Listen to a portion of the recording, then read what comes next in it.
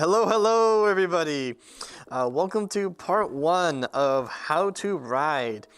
I just got back from a ride and I thought it'd be a good idea to try and share this experience with other people and see if I can motivate some of you to get out on the road. So this is going to be part 1 where we talk about how to check the overall condition of the motorcycle as well as how to orient ourselves with the controls of the motorcycle.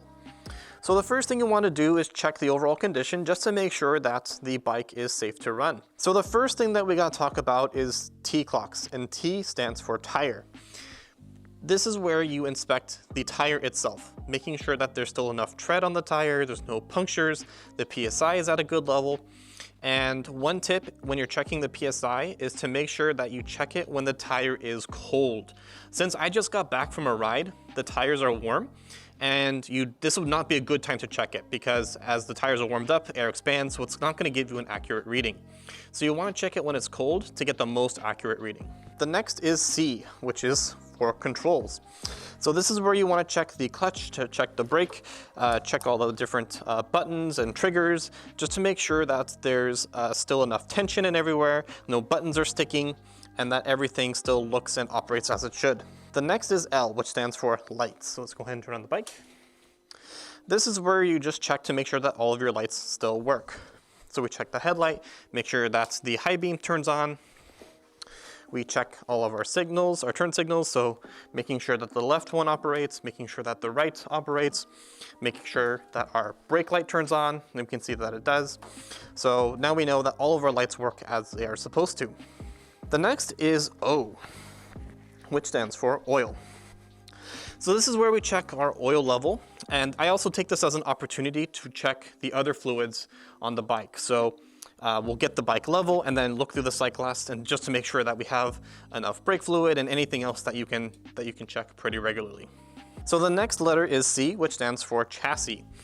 This is where we inspect the actual chassis of the motorcycle, make sure there's no cracks, and I also check to make sure that there's no wires hanging out, all the hoses are still clamped together, there's no loose bolts, making sure that everything is still as it should be. This is also a good time to check the battery, to make sure that the connections on the battery are still good, and that there's no corrosion, and that, again, everything is where it's supposed to and nothing came loose as you rode. So the last thing to check is the kickstand, and this is where you just want to make sure that the kickstand still moves freely and that there's nothing getting in the way. Sometimes dirt and rocks and other things can get in there, which can grind, and you'll hear that or feel it when you move the kickstand. So it should just move freely. So that's your TCLOCks, and that's a good way to inspect the overall condition of the motorcycle, make sure that everything is still in good condition and it's safe to ride. Generally speaking, you should do your TCLOCks every time you go out, but I'll just do a quick visual inspection to make sure that everything works. And then maybe once a month, I'll actually go through and do a real thorough TCLOCK and make sure that everything is still safe and good to go. So now that we've assessed the overall condition of the bike, let's go ahead and talk through the controls of the motorcycle.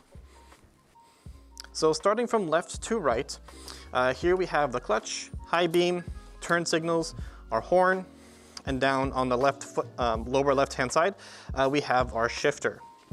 Now we'll talk more about the operation of the clutch, the brake, the shifter, and how that all works together in the next video. But for now, just know that this is the clutch, that is the shifter, so on and so forth. So in the middle, here we have our odometer, and this is going to give you some great information. This is obviously going to tell you how fast you're going, how many miles you're currently at. You can see by the green end that we are currently in neutral. And on my bike, you can actually tell what gear you're in. So if we pull in the clutch and then click down on the shifter, now you can see we are in first gear. So if I want to move back into neutral, pull in the clutch, shift up, and now we're back in neutral. On the Scout, there's also a little trigger that'll help you cycle through different menus. So this is our trip mileage, current RPMs, direction, engine temperature, our voltage, as well as total miles. And so you can cycle through that with that trigger.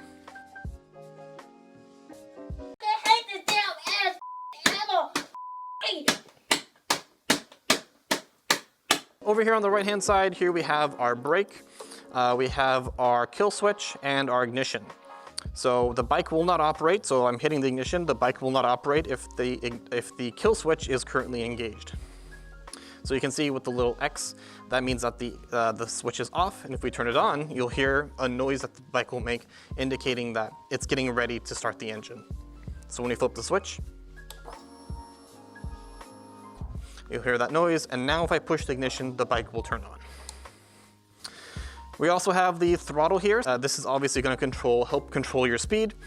And then the other thing that's going to help you control your speed is your rear brake. So the front brake is going to give you about 70% of your stopping power, and the rear brake is going to give you about 30% of your stopping power.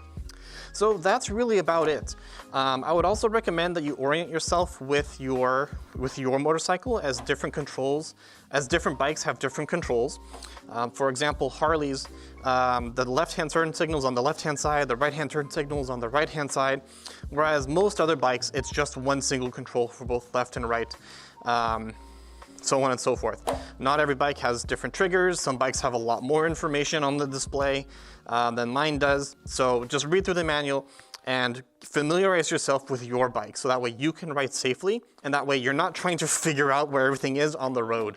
On the road while you're riding is not the time to try and figure out how to use your bike. So you want to try and do that at home when it's safe and you can practice, and again, just familiarize yourself with the bike and get used to it, so that way when you do go out on the road, you're going to be safe and prepared. So with that, that'll conclude part 1 of how to ride. So as always, do good, be brave, take care of yourselves, and we'll see you in the next one. Take care, everybody.